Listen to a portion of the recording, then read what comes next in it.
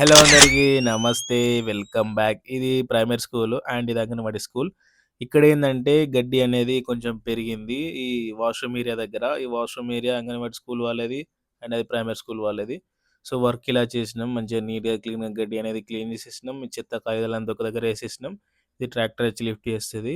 చూడొచ్చు చాలా అంటే చాలా నీట్‌గా అనేది వర్క్ చేసినాం. అండ్ ఇది పార్క్ ఏరియా అన్నమాట. ఇది గడ్డి అనేది గూడా విపరీతంగా పెరిగింది. పిల్లలు ఆడుకునేది.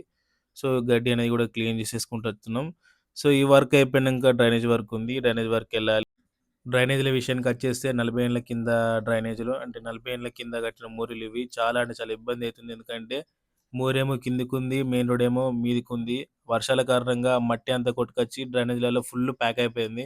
వాటర్ మూవ్‌మెంట్ ఎందుకు పోతాయి? సో, నిలబడిపోతాయి. చాలా స్లోగా పోతాయి. మళ్ళా జనాలు గూడా బాగా పైకప్పులేసుకుంటుర్రు. అండ్ మళ్ళా చెత్త బిత్త అంతా మోర్లో పడేస్తుర్రు. అన్నంతోని సహా అంతా మోర్లో పడేస్తే ఆ వాటర్ మూవ్‌మెంట్ ఎట్లా పోతాయి? అస్సలంటే అస్సలు పోవు. చాలా అంటే చాలా కష్టమైతుంది. ఈ పైకప్పులు చేయబట్టి చాలా ఇబ్బందయితుంది. గైకట్టలు కట్టి పొడుసుడయితుంది. పొడిస్తేనే వాటర్ అనేది లూజ్ అయ్యి ఎళ్ళిపోతున్నాయి. చాలా అంటే చాలా మట్టి అంతా ప్యాక్ అయింది. బాగా ఇబ్బందయితుంది. సో, ఈ వీడియో థాంక్స్. నమస్తే.